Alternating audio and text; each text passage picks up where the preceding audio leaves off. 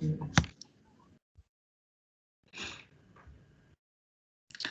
morning, everybody, and thank you for joining us for the Employability and the Impact of Social Prescribing, led by Jess Bartingdale, the Operational Supervisor for Let's Get Working. So I will just hand straight over to Jess Bartingdale. Over to you, Jess.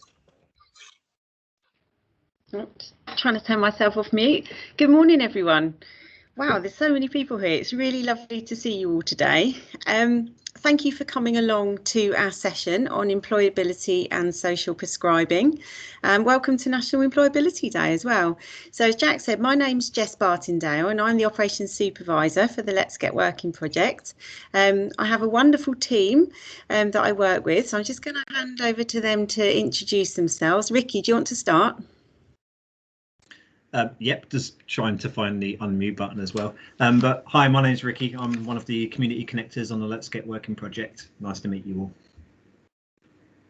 all. Chris?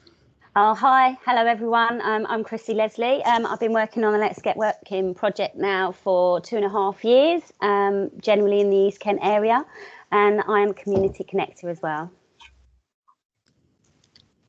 Okay, we also have Darina, who's our wonderful finance assistant, and I can see other team members from Social Enterprise Kent as well. So welcome to them and welcome to everybody.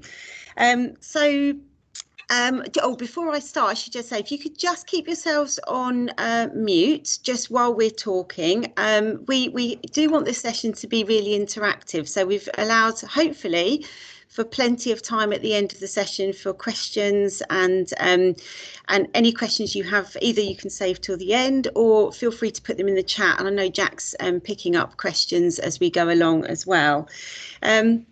Okay, so the session today is on employability and social prescribing. So the link between employability and health is something that is really close to my heart. It's something that I've massively seen the benefits of when I've been working on the Let's Get Working project. So I've been on Let's Get Working now for about 3.5 years. And I've seen, obviously, in that time, a lot of participants start the project and work their way through the project with either myself or with one of the other team members, and then kind of come out of the other side. And the changes in those people is what's made me just feel so passionate about what we do.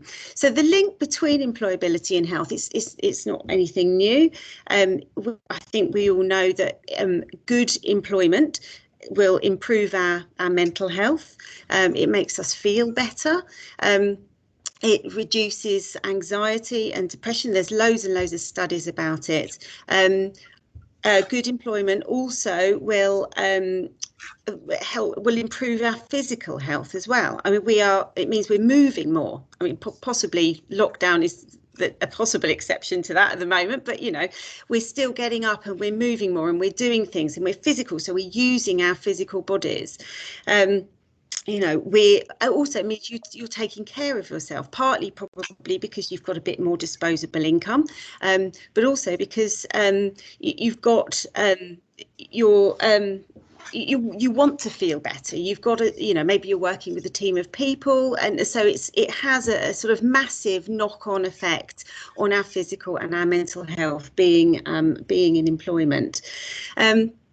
I know that from a health perspective, if we're doing things to improve our health, our overall health and our well-being, then we're sending messages to the brain to say it's okay, you don't have to panic, you don't have to release all that cortisol, which causes stress and inflammation in the body, which leads to numerous health conditions such as your arthritis and your fibromyalgia and lots of other things. So you're sending positive messages all around the body when you're doing positive things for yourself.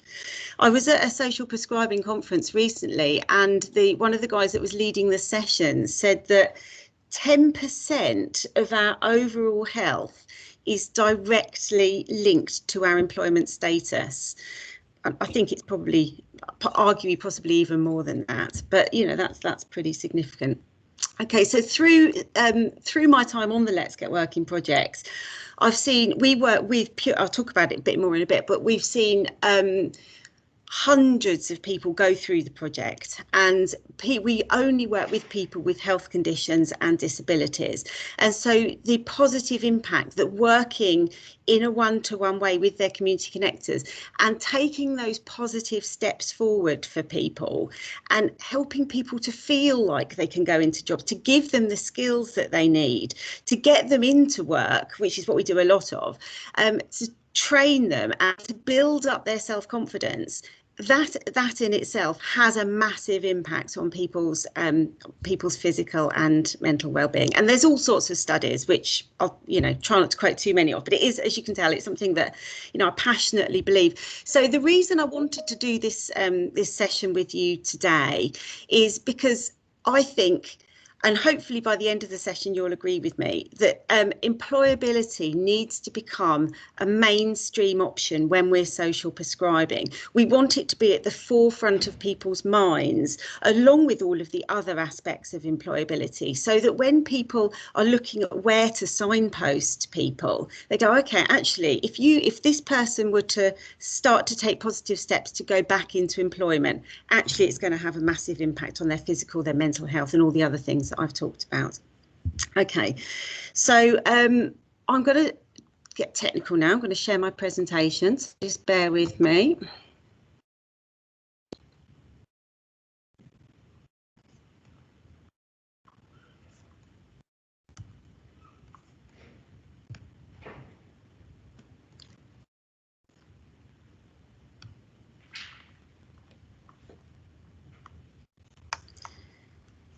Okay, so this is us. So Let's Get Working is the name of the project. Social Enterprise Kent deliver the Let's Get Working project across the South East region, and the funding stream is the Building Better Opportunities funding programme, and that comes through the European Social Fund and the National Lottery Community Fund.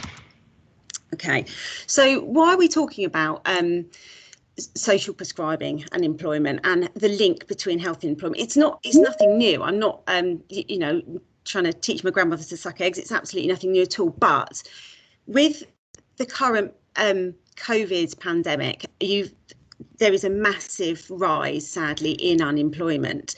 I think I heard yesterday that in the last year there's been 116% increase in unemployment just in the last year, and sadly, I think we may still see that increase. So it's more prevalent than ever before to be talking about the link between employment and health, and how we can get people back into employment to make themselves feel better, and the link that has on their mental and physical health. So so that's why I think it's really prevalent to talk about it now. Also, the pandemic has seen a massive increase in people with mental health problems, particularly sort of low level anxiety and depression as well. So that, the two are very intrinsically linked. They're not separate. Unemployment has consistently been found to have a negative impact on our mental and physical health and well-being, which we've obviously already talked about.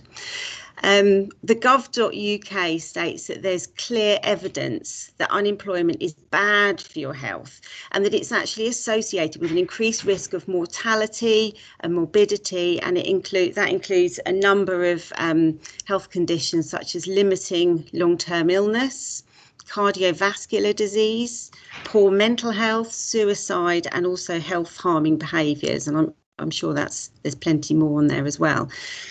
So the implications of being unemployed is massive. The being unemployed, the longer you're unemployed, the harder it is to get back into work. That's no secret. And the reasons for that really would be the longer you're unemployed, the further you become from the labour market, the more out of date your skills become, the worse you start to feel about yourself. You start to sort of let your not let yourself go, that's an awful way of putting it, but you know what I mean. You know, actually you start to feel down about yourself. So you start to think, well, I couldn't possibly go and get a job now. And so it's really a self-perpetuating cycle. And it has a massive impact as well on our sort of wider social aspects of life, really. I mean, if children see their parents in employment, that's modelling good behaviour. That's what they're learning. They should go on and go into employment in the future. And there was also, I heard yesterday at a forum that I was on, that the more parents are in work, the more their children will also attend school. So you start to see then the wider social impacts that being in good, positive employment has. The health.org.uk website just states that higher healthy life expectancy is strongly correlated with higher employment rates, and that's particularly so for men, which I thought was quite interesting. Okay, so I just wanted to share this next slide with you. I'm doing a course at the moment, and it's called The Wellbeing Journey. And the guy that wrote the course, or wrote the book, is a guy called Dave Smith. And he talks about there being 6 pillars to well-being. And those pillars are physical well-being, emotional well-being, spiritual, relational, financial and vocational. So if you take those last 2, the financial and the vocational, that is 1/3. So if you go by this chart, that's 1/3 of our overall well-being is directly impacted by our employment, by our financial and vocational, so by our employment kind of situation. Okay, so the Let's Get Working project. So Let's Get Working was launched back in 2017. It's a social prescribing research project, which is led by our partners. We've got Sussex Community Development Association, and they deliver the project in the East Sussex area. And we work with Royal British Legion Industries as well, and they deliver the project in West Kent, and Social Enterprise Kent ourselves deliver the project in East Kent area. As I said earlier, it's funded by the European Social Fund and the National Lottery Community Fund. So the Let's Get Working project seeks referrals from a wide range of healthcare professionals. So we take referrals from job centres as well, particularly and working alongside the disability employment advisors. But the project actively seeks referrals from the healthcare profession, which is our kind of link with social prescribing, which is really important to us. So I actively go out and promote the project on a really regular basis to various healthcare teams. So that's direct with GPs, the neuropsychology team at Kent and Canterbury regularly referring to us. We've got links with the Kent County Council Social Services Autism team. We work with occupational therapy, speech and language, physiotherapy.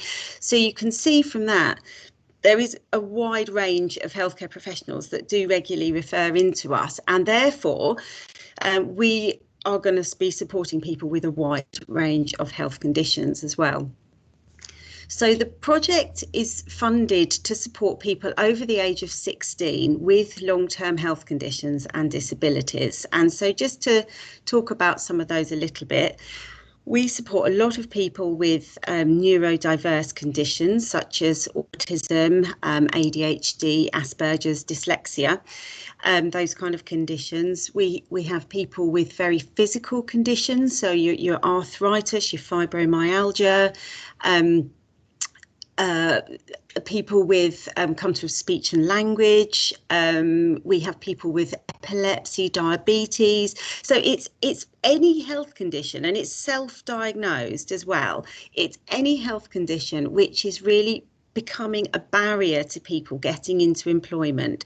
That's what we're funded to do. That's what we're funded to support people with, to help them overcome those barriers and work with them to get them into employment or access training or move them closer to employment. And actually there's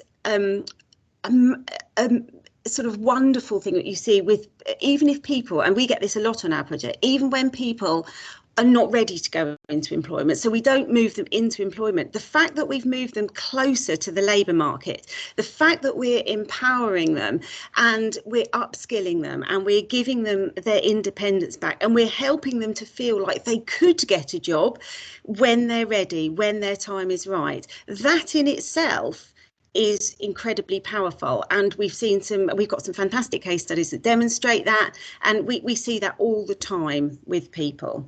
So the way that we work is really very holistic, and I know everyone says we're really holistic, and I'm sure I think a lot of people are these days, which is fantastic.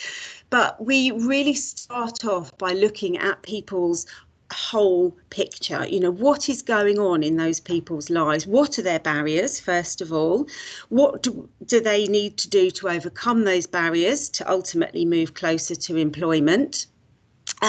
What else is going on in their lives? Quite a lot of our participants have quite chaotic lives, so actually there's likely to be other issues as well. So we quite often refer to other organisations for debt support, or we refer for carers support, mental health support. So we work a lot with other organisations. We don't have all those skills. We're not medically trained. We're qualified and experienced in employability. But actually, let's work as a partnership with all these other organisations so that we can get the best for that person. Because if we don't sort out all those issues, you're never going to move somebody closer to employment. That's really important. And even if you did, it's not going to be sustainable for them. So that's why we take that really holistic approach.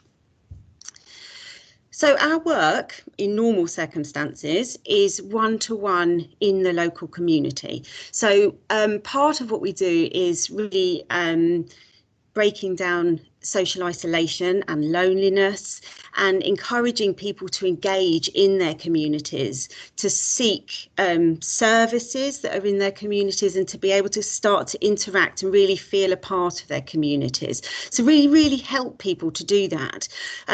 In outside COVID situation, you know, we meet people in the community in which they live, usually at a local coffee shop or a library. We attend other services and organisations with them, or groups. We do travel training. We do anything really that helps that person kind of get out of the house, engage with their local community, and again start to feel better about themselves and start to sort of take responsibility for themselves and feel empowered. So as I said, we seek to work in partnership with other organisations, but one of the things we really want to do, and we'll hopefully explore this a little bit later on, but we want to continue working effectively in partnership with our referrers. Now, we've got some really good examples of where we've done that. But actually, where we take a lot of referrals from social prescribing sources, if you like, so from the healthcare profession, the moment they've referred that person, if they just disappear off, we've lost all that knowledge of that person from a medical perspective. So what we really try and do is maintain a relationship to varying degrees with that referrer, so that they can bring their medical knowledge and we can bring our employability knowledge and experience, and together we can really help that person progress and develop and move forward in a way that works for them. So a really good example of this is recently we had a gentleman who was recovering from a stroke. He was referred to us by the neuropsychology team at Kent and Canterbury, and he didn't know what his capabilities were. He was previously working as an electrician. He couldn't really do that anymore. We didn't have all his medical knowledge. He didn't really know what he could and couldn't do and what he was capable of. So we worked with his neuropsychologist. Only a few meetings. It wasn't that they got really involved with it, but probably the split of the relationship was, say, 90% us, 10% the neuropsychologist. But just having that 10% of input from them enabled us and gave us the information that we needed to work effectively with this person, to be able to set up work for him that he was able to cope with and to sort of challenge him appropriately within his boundaries. And it was a fantastic working relationship. And we have other examples of that. We've got some really good examples of that. But it is something that I'd be really interested in exploring more, and how we could do that more, particularly given the nature of Let's Get Working, where we support people with long-term health conditions and disabilities. So at the end of the session, we're going to hopefully come back and revisit that, and I'd really welcome any input on that. The final thing I wanted to just talk about with regards to Let's Get Working is how we've been working during COVID. So we have had to switch to remote delivery. The team have been absolutely amazing, and we've really made it work. Our participants have been absolutely incredible. It hasn't been easy for them. You trying to engage young autistic people who are maybe not very good on the telephone. Suddenly they have to switch to telephone support. Actually, everyone's been really brilliant. But what we have noticed, and what we've worked with the job centres, because they've really noticed this as well, is that there is people have become very comfortable in the lockdown situation. They can't go out the house, and rightly so. We all have to absolutely abide by what the government is stating. But actually, that leaves a problem in itself. What's going to happen when those people who have had a year locked down are suddenly expected to get back on a bus, start to look for employment again, go to the supermarket, do all the things that we take for granted, really, and that we all did before.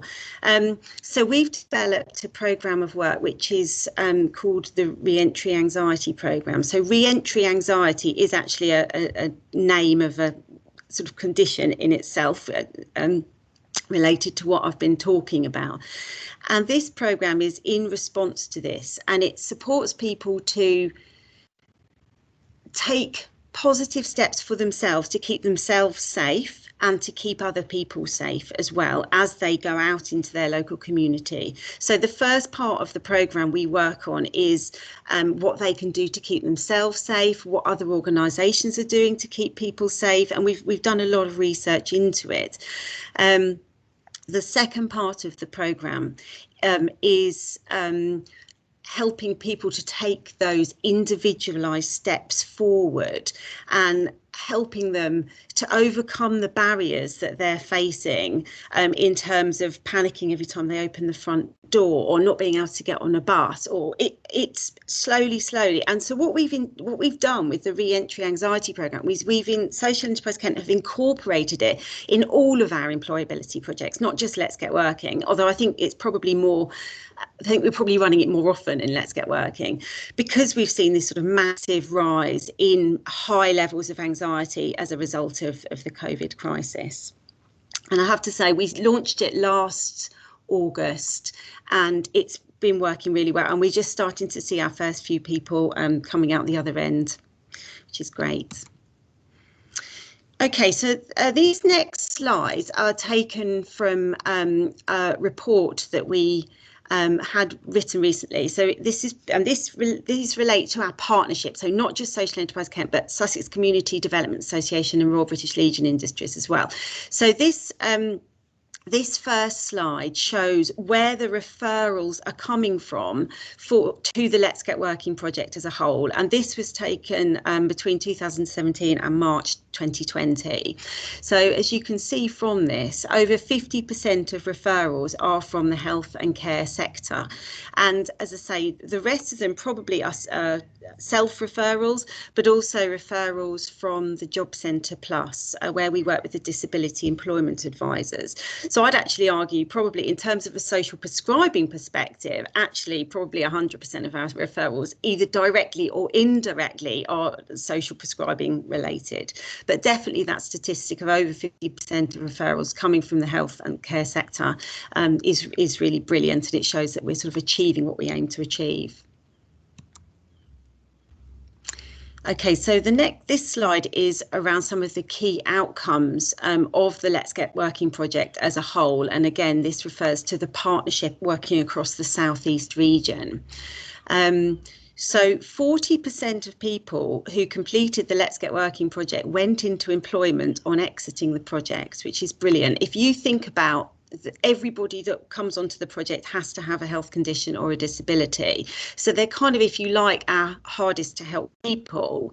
223 of the 558 people that have exited the project went into employment, and of those 74%, and they're the ones that we could contact, some of them we couldn't get in contact with, but of those 74% were still in employment 6 months later, which is brilliant, which really shows that the work that we're doing and that really strong relationship between the connector and the participant, makes sure that work is sustainable. 26% of participants went into some form of education or training, and everybody who completed the Let's Get Working project across all 3 partner organisations reported being and feeling closer to the world of work, which is really brilliant statistic. There is loads of other great statistics in this report, which I won't bore you with today, but if you are interested, get in contact with me and I can send you a copy. Okay, so this next slide, we're hearing from 2 of our wonderful participants, and I asked the community connectors if they would interview their participants to find out about their journey on the Let's Get Working project, mainly because I've talked enough. But I'm going to introduce Daniel first of all, and Daniel was referred by the neuropsychology team at Kent and Canterbury, and then after that we've got Curtis, who came from the autism team at social services. So hopefully you can all hear this. So I was referred to by my neuropsychologist, Rob. I was talking to him for probably about 6 months, I think. Okay. And then what happened? So your community connector got in contact with you? Yeah. Myself? That's right, yeah. I was referred in November, I think, last year. That's right, yeah. 17th of November 2020, you were referred, yes. And I got my first phone call long after that. There wasn't much of a waiting list, which was good. When I was talking to my neuropsychologist, we sort of both agreed that it would be a good step to try and get working, and get working. And this seemed the next logical step after that. Oh, that's good. That's good. So what sort of health conditions were you experiencing at the time? At the time, and still maybe a little bit ongoing, is mainly fatigue and lack of motivation as well. Yeah, and that was caused by you having treatment, wasn't it? Yeah, I had quite a lot of chemo and radiotherapy treatment, and I think that's what's made me very fatigued and tired all the time. Yeah, and that was due to the brain tumour that you had, wasn't it? That's right. Yeah, I had a cancerous brain tumour. What were you first sort of finding? What were your sort of struggles to employment? What were you finding really difficult? Because I know when we first had our conversation, you wasn't sure on what you were capable of anymore. Things had changed quite sort of drastically for you, and you just wanted to find out, that what your abilities were as well, wasn't it? That's right. Yeah. Since all my treatment and everything, it'd been a few years, and I wasn't sure what really I could do. Yeah, I remember. So what do you feel working with me over the last 3 or 4 months? What do you feel that you've achieved so far? I'm a little bit more confident that my brain is able to do tasks. Yeah, what sort of tasks have we done on the project? We've Do you remember? We've done work on my CV. We have, yeah. And cover letters. My CV needed quite a lot of work, I think, because it hadn't really been used for probably 10 years. Yeah, we made quite a lot of changes on your CV, didn't we? Yeah. We updated some of the wording and how it was set out. Yeah. We added new bits to it as well, which was great. We took off some things, didn't we? We didn't, like things like age and things like that. That was right. Yeah, we took off those. No. And you've also added something new to your CV as well. You did a COSH training. COSH training, yeah, that was good. Yeah, how did it make you feel when you completed the COSH training? Do you remember? It made me feel quite good. I mean, it was only a simple test, but it was still doing something, and it made me did feel confident that I can do things. And we did the skills analysis test as well, which I know you did both of them. So you did the skills analysis plus the health skills analysis, which I know that you did struggle with a little bit, but it really did show your capabilities, didn't it? Yeah, that did. Yeah, I'm really glad I did that, because before going into that, I didn't realise how involved that was, and that really tested me a lot, and I was really pleased how well I came out of it, really. Yeah, I remember the conversation we had after you'd done it, and yes, you were extremely pleased with your results, and so was I. So you did fantastic at that. I mean, how is it sort of working with me? How do you feel like that has impacted you? It's definitely improving me and giving me confidence. That's the main thing I was lacking, is confidence. Not knowing what I can do and what I can't do, and I'm starting to learn now. Look, everything isn't quite as bad as what I thought it was in the beginning.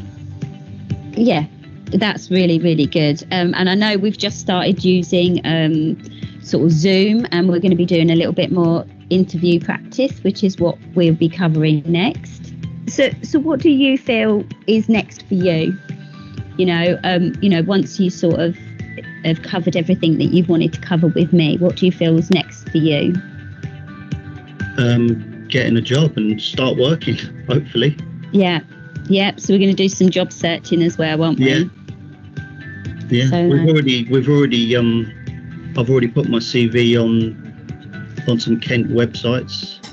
Yeah. So how do you feel, sort of summing up the Let's Get Working project? How do you feel that has impacted on your health as well as your employment skills? It's improved me, so it's good. Brilliant. Okay. Thank you so much. Thank you so much, Dan, for doing this with me and answering my question today. That's okay. Thanks very much. My pleasure. So, Curtis, thanks for coming in today at short notice. Just wanted to have a quick chat with you and find out how you feel things are going so far. So, you all right? Yep. No, it's going well, thank you. I think it's going really good. Good man. So how did you find out about the Let's Get Working project, and can you remember who referred you? To my understanding, I got referred from my previous ASC coordinator from Kent County Council, from someone called Melissa. Cool. Okay. And you've been working with Melissa for quite some time, or? I'm not working with her anymore, but I worked for her for about a month or two, not too long. Okay, mate. Okay. And what did she refer you over to me for in particular? She knew that I was looking for work and that I was working on my business, and she said that she felt this project would help me. Suffer with autistic spectrum condition, anxiety, and episodes of depression. Okay. And do you feel that at the moment this project so far has been helping you kind of cope with that or learn how to work with it, or? No, I definitely feel it's been majorly beneficial. As before I was on the project, I was really struggling just with work and becoming quite overwhelmed. But no, working with you has been great because you've taken me through all the steps, and it's been easy to follow and very structured, which has been very helpful. What have we been working on so far, and have you found it useful to this point? Yeah, I've definitely found it useful, found it really good. We've been working on a lot of different things, from like CV writing, getting online courses started, applying for different jobs, looking into different jobs, researching, interview techniques and questions, all that kind of good stuff really. I think it's going really well and I've enjoyed it so far. And how do you think it's kind of made you think about your future? A bit better now, actually. Well, I say not a bit better, a lot better. I feel a lot more confident in the workplace in terms of looking for jobs, and I feel as though I can work at things a lot better now than before. Whereas before starting the project, I kind of thought that I wasn't going to be able to get anywhere. But now with the steps that I know I've got to take to get to wherever I want to go, I feel as though I've got a bit of a better chance of succeeding than I did beforehand. Yeah, absolutely. And I think what we've been working on recently, I think what you've done a really good job of is taking things on board and thinking about it logically and breaking the task down and getting them done. Like, for example, the digital skills courses you've been doing. We spoke a little bit about you wanting to be a digital marketeer, and everything we've planned out, such as getting these courses, starting to look at how apprenticeships work. I mean, you've taken it completely in your stride. And do you feel that you're in a bit more of a better position to start applying for these kinds of vacancies now that we've been preparing for it? Yeah, no, thank you. No, I definitely do. I've got the 4 courses down now, and I've got a few more that I'm going to be working on, and yeah, hopefully taking my maths and English GCSE again, which I think will definitely help. So yeah, I do feel as though I'm in a better position than I was beforehand, and it's been great. Yeah. Awesome. Okay. Well, thank you for answering those questions, mate. And I'm glad that you've enjoyed your time on the project so far. I've had a blast working with you as well. It's really good to see your progress over the last few months. Like I say, the way you just get stuff done. I set you a week's deadline and it's done in a day or 2 most of the time. So, like, really well done. And I hope you continue to enjoy our time working together, because, you know, I've seen a change in you over the last, like I say, 2 or 3 months. And I can't wait to get you to where you want to be at your end goal. You know, I think you'll make a great marketing officer one day once we've gotten you all trained up and ready to go. Do you feel like your job goals have changed since joining the project? I feel so. I know that we looked at some multiple different types of jobs, and we weren't too sure exactly what to go for. Obviously, I did mention to you, I think when we first met and we were talking about jobs, that online careers were something I wanted to look into, but we looked at other careers as well. But no, I definitely feel as though this is something that I want to work at and go ahead with. But yeah, I'd definitely say that my opinion on jobs of which ones I wanted to go for have now been channeled into the online careers, definitely. Absolutely, yeah. I think it's a safe kind of industry to go into, because everyone's always going to need someone to help out with marketing, which is good. So you're future-proofing yourself. So no, really well done. Thanks for taking the time to speak with us today.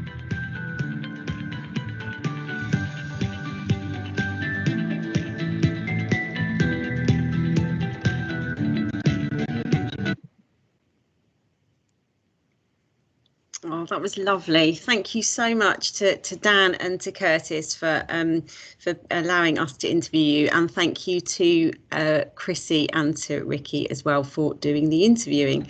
So I'm going to stop sharing my slides in a minute, because I want to now kind of use this opportunity to open up to the room and sort of have a bit of interactive conversation. But just as a bit of as an opener, really, I thought I'd just talk about what's next. So as I said at the beginning of the presentation, I'm really keen, and collectively I think as a team we're really keen to see employment become a mainstream option for social prescribing. So I wanted to put that out there as the sort of first thing.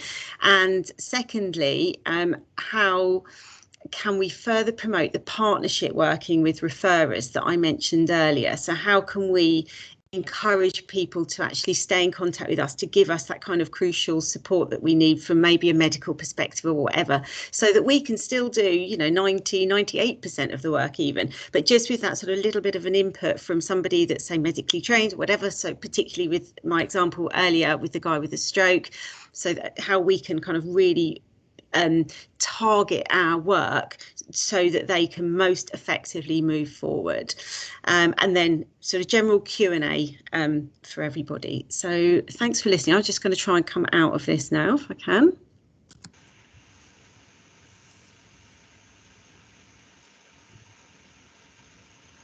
Oh, it's better. I can see faces now. That's really nice.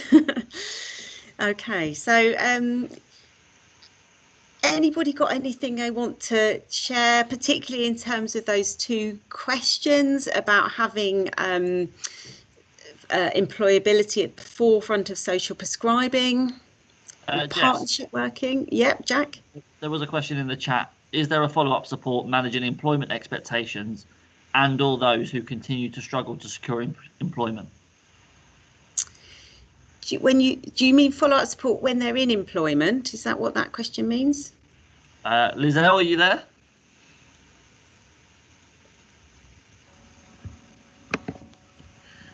Hi, yes, I am. I was just a case of if someone's gone.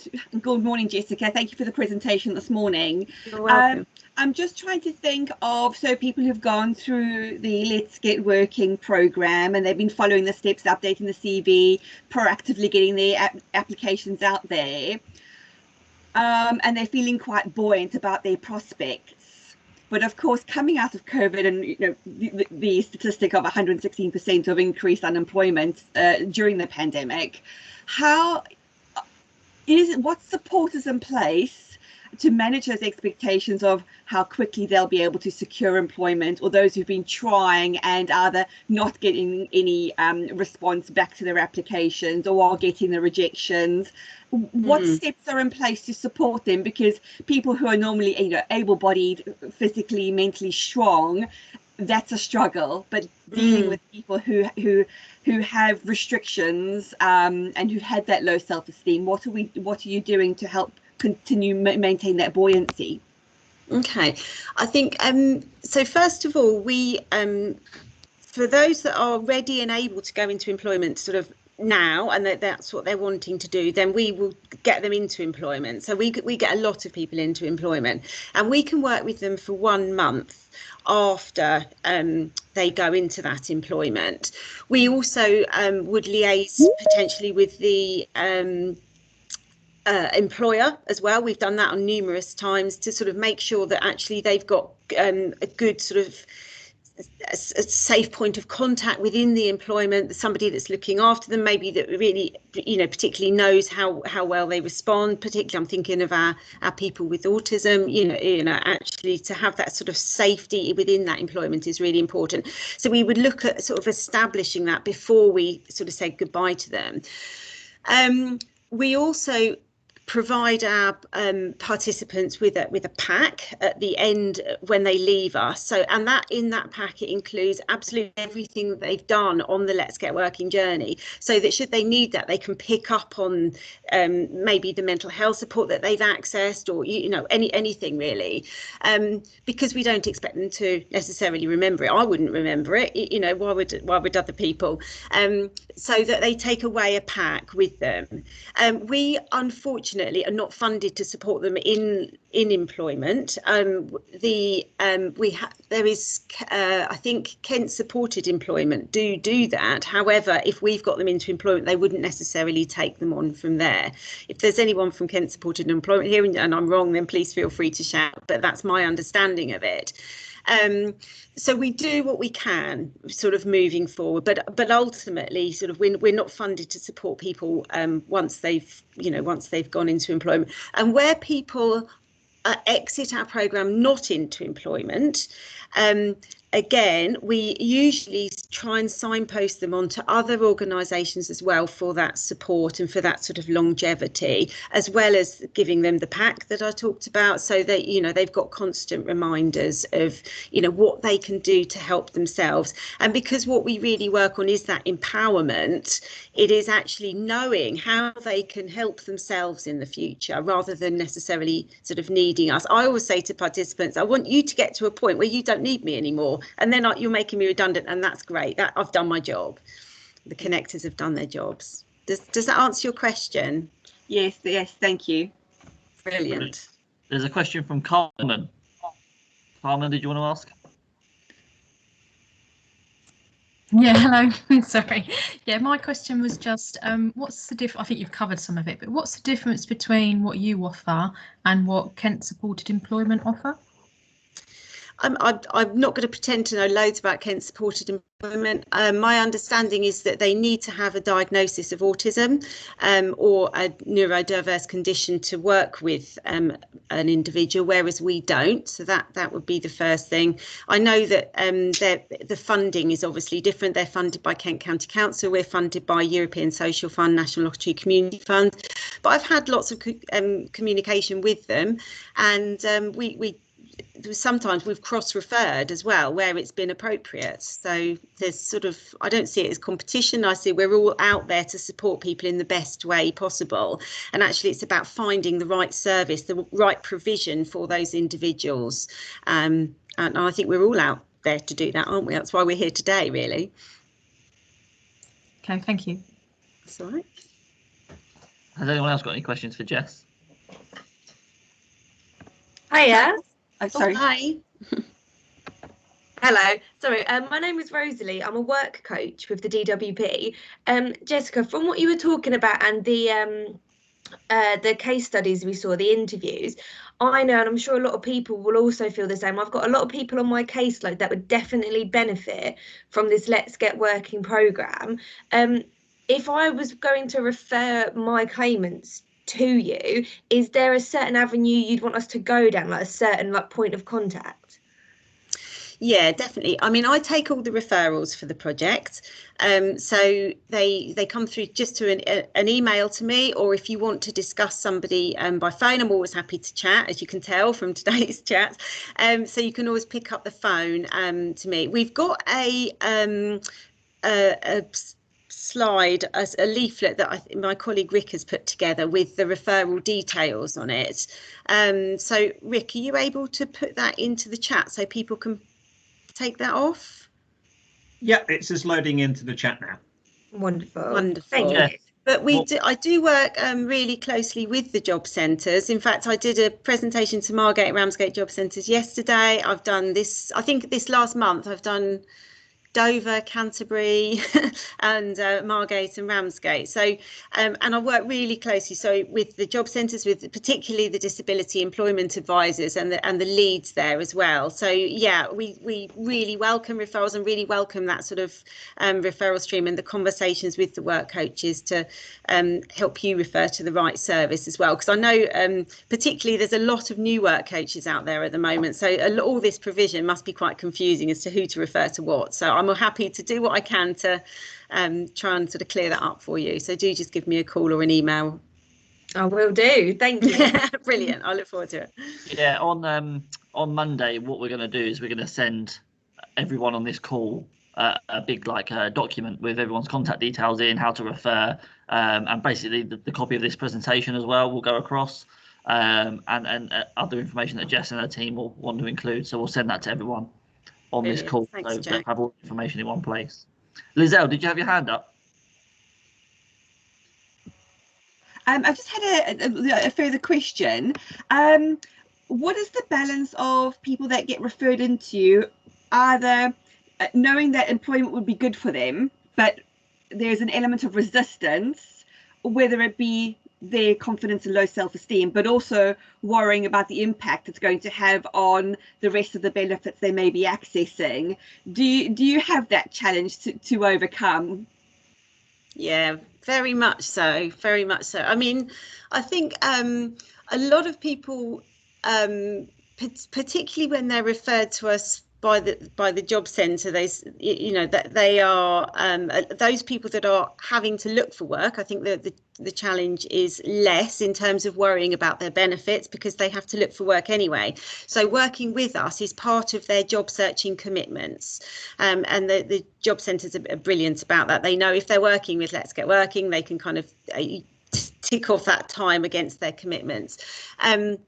Where people are on ESA and some of those legacy benefits, there is a little bit more concern about it. I mean, we're certainly not experts at the claimant system, but we have got an awful lot of knowledge about universal credit, and we've got a lot of, even if we don't have all the answers, we've got a lot of people in at the job centres who we can contact, and we do anonymously as well where it's necessary. So can I just get a bit of advice on whether this is permitted work, or whatever it is. So we would never ever make anybody worse off, and that is our kind of mantra almost. That's absolutely not what we would ever do. It's about long-term sustainable development for those individuals. But I love the relationship that we've got with the job centres, because it does mean that we can have those open conversations with them. Whether or not we mention names would be up to the individual. We'd never do it if they didn't want us to. So I'm going off on a tangent. Does that answer your question, Lizelle? Yes, that's right. And would you ever consider, do you ever link them up just to start giving them the opportunity of building on their skills, linking them up with other volunteer organisations in the interim of them seeking paid employment? Yeah, no, all the time. Yeah, all the time. Across the whole of East Kent, we've got links with the volunteer there used to be volunteer bureaus, I think, and volunteer centres. So we do volunteering all the time. What we don't really do is encourage referrals for people that just want to go into volunteering, purely because we have to manage our referral numbers. We're quite a small team, so we have sort of certain capacities. So it is for those people that are wanting to go into employment, whether that's now or whether that's further down the line. But yeah, definitely lots of links. I mean, I'm a real fan of volunteering. I think it's absolutely fantastic. It's a great way in. It's a really sort of low pressure way in that really gives people the experience for the world of work, and also something to put on their CV as well. Lovely. Thank you very much. Yeah, no, you're welcome. We've got a question from Emma Swanbini. How do you define low-level mental health? The reason I try and sort of separate it out a little bit is because the Building Better Opportunities programme has a number of different funding streams under it. So Let's Get Working is funded to support people with with physical health conditions. And the reason I talk about low-level mental health, where I'm sort of mainly talking about sort of anxiety and depression, is because there is another funding stream which is called Aspirations, and they are funded to support people with more complex mental health needs. So it's really important, as I said earlier, to get people signposted to the right provision. So they have got the expertise to deal with the sort of higher level, more complex mental health needs, particularly where they're not necessarily wanting to go into employment. That's sort of what they would do. But I think everybody would agree where you can't really separate out the physical and the mental health. They're very, very interlinked. A lot of people, probably over 99% of our participants would say they had low-level mental health conditions, or varying degrees of mental health conditions, I should say, at the moment, particularly with the COVID crisis. I think there's been a massive increase in those sort of conditions as well. But we try and separate it out a little bit purely because of those funding streams. But we do work very closely with the Aspirations project. And we cross-refer as well, as I said, to make sure people are on the right programme and getting the right support. But that's why I sort of talk about low-level mental health. Does that answer your question? Yeah, brilliant. A question from Dorina. Do you help participants for who English isn't their first language, and have you had participants with a different background from EU or non-European, and how do you work with them? Yeah, we have, thanks Dorina. Yeah, we've had lots of participants where English isn't their first language. I think we're quite a small project. We don't have loads of funding, so we couldn't really afford to say pay for a translator, particularly if that was what was needed. However, if they're connected with the job centre, it may be that the job centre are doing that, and we could sort of dive in on that and use that as an opportunity. Where people speak a relatively good level of English, then we work with them. Really, we don't exclude anybody as long as we can work with them, and as long as they've got the right motivation and they want to engage with us, we will engage with everybody where we can possibly do that. And we're very creative. We find lots of different ways to do that. We have had multiple people through the project where English isn't their first language. Great. A question from Jackie. Do you support people with cognitive problems such as a stroke? Yes, absolutely. I mean, our relationship with the neuropsychology team at Kent and Canterbury sort of demonstrates that, but we've have quite a high, because of that relationship, I think we have a high number of people come through the project that have had either brain injury or a stroke. And part of what we do is supporting their rehabilitation. So it's helping them to find out, well, actually, what can they do now? What are their skills now? As opposed to sort of them looking at what their limitations are, we want to look at what they can do. And so we do really support those people, and really it's been very successful. We've had some good success stories with that as well. But that's where my partnership thing comes in, that actually if we can work in partnership with the specialists in that, then the support we can provide becomes even better, because they can say, actually, this person's capable of doing X, Y, and Z. And if you work with them in this way, then actually you'll achieve more from them. And that's quite often people that have had a brain injury or stroke don't necessarily know that themselves, so they're not necessarily able to articulate that for themselves. But yeah. Great. And a question for would people with learning disabilities access the aspirations team? No, we usually work with people with learning disabilities. Learning disabilities are considered to be a physical health condition because it's to do with the development of the brain rather than mental health, which is the Aspirations project. So we've worked very successfully with people with learning disabilities. And as I say, I think sort of the mild to moderate learning disabilities, where learning disabilities are more severe, that's probably not going to be successful, because they need to be able to progress forward and they need to be able to work to be really successful on the project. But no, lots of examples, and happy to share these examples, and as I say, talk through if you're sort of thinking of particular individuals as well. Amazing. There's no more questions in the chat, Jess, but someone does have their hand up. Peter Bridgeford. Yeah, hi, Jessica. It's not so much a question. I just wanted to say to you, I've just taken over this week the Disability Employment Advisor role at the Canterbury Job Centre. So I'm literally a DEA with L plates, so please bear with me. Welcome. But I just wanted to introduce myself, really, Jessica, because I can see we're going to be communicating quite a lot. So I just wanted to say thank you very much for the presentation, and I'm really looking forward to working with you, because I've got a feeling we will be working with each other quite a lot. So I'm very much looking forward to it. Once I'm trained up and familiar with the job role, I'll be on your case. Okay. That would be brilliant. Oh, thanks for saying hello. I work really closely with Claire Park, so I'm assuming she's right opposite me. Well, she was actually, she's just disappeared off her desk.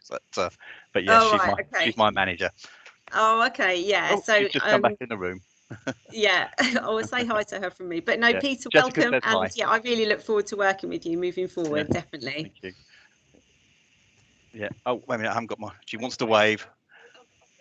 Oh. Can you see us? It's just coming up now, I think. Oh, hi, Claire. Brilliant. Thank you. No more questions, Jess. Lovely. Oh, thank you so much, everybody, for attending. As you can say, it's something I feel really passionate about, and hopefully, you know, by the end of this session, you're now sort of feeling like you'd also like social employability to kind of be at the forefront of social prescribing when people are thinking about where to refer people to. So thank you very much for listening, and do get in contact if you want to have any more conversations with me. Have a good rest of Social Prescribing Day. Bye. Thank you. Yeah.